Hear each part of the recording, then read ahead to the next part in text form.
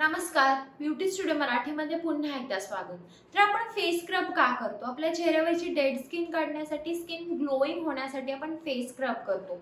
पण जर तुम्ही फेस स्क्रब करताना या चुका करत असाल तर तुमची स्किन अजून जास्त खराब होणार आहे आणि तुम्हाला त्याचे फायदे काहीच मिळणार नाही। तर ह्या काय चुका आहेत ते मी तुम्हाला आजच्या व्हिडिओमध्ये सांगणार आहे।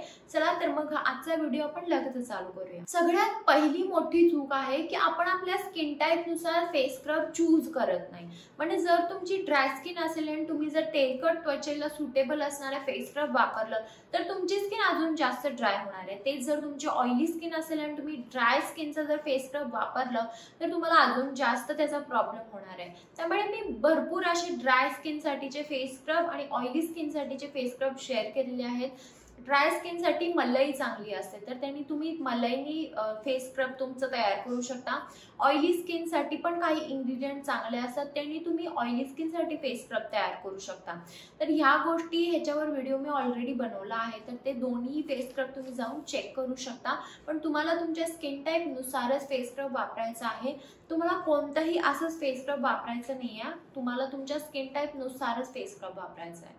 फेस स्क्रब केल्यानंतर ना स्किन आपली ग्लोइंग दिसते, छान दिसते। म्हणून जर आपण रोज फेस स्क्रब करायला लागलो तर आपली स्किन ग्लोइंग अजिबात दिसणार नाही।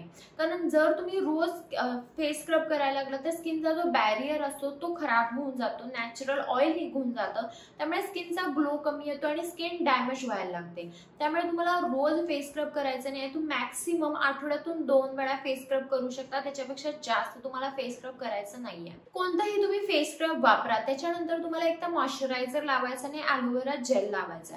बरेचदा आपण फेस स्क्रब करून तसंच ठेवतो, पण नाहीये, तुम्हाला मॉइश्चरायझर किंवा ॲलोवेरा जेल हे लावायचंच आहे। चेहरा तुम्हाला कोरडा ठेवायचा नाहीये। फेस स्क्रब करायच्या आधी तुम्हाला फेस वॉश करायचा आहे आणि साफ चेहऱ्यावरच फेस स्क्रब करायचा आहे आणि तुम्हाला हळूवार पद्धतीने मसाज करायचा आहे। तुम्हाला ग्लोइंग स्किन मिळणार म्हणून तुम्हाला घासायचं नाहीये, तुम्हाला हळू एकदम फेस स्क्रब करायचा आहे। फेस स्क्रब तुम्ही एक 5 मिनिटं स्क्रब करू शकता, नंतर फेस वॉश करू शकता। असं नाहीये की तुम्हाला अर्धा तास मसाज करायचंय, असं अजिबात करू नका। तुम्ही नॉर्मल एक 5 ते 7-8 मिनिट फेस स्क्रब तुम्हाला मसाज करायचा आहे, त्यामुळे एकदम हळूवार पद्धतीने। आणि जर तुमचा हात कोरडा झाला, ड्राय कोरडा किंवा फेस कोरडा झाला तर त्याच्यावर तुम्ही पाण्याचा स्प्रे किंवा गुलाब पाणी वापरून परत फेस स्क्रबनी मसाज करू शकता आणि नंतर फेस वॉश करू शकता। तर हा होता आजचा माझा व्हिडिओ फेस स्क्रब बद्दल। तुम्ही अशा कोणत्या चुका आहेत ज्या करायच्या नाही आहेत याच्याबद्दल। जर तुम्हाला व्हिडिओ आवडला असेल तर व्हिडिओ लाईक करा, शेअर करा आणि चॅनल सबस्क्राईब करायला विसरू नका। चला तर मग आपण लवकरच भेटूया एका नवीन व्हिडिओमध्ये, तोपर्यंत काळजी घ्या।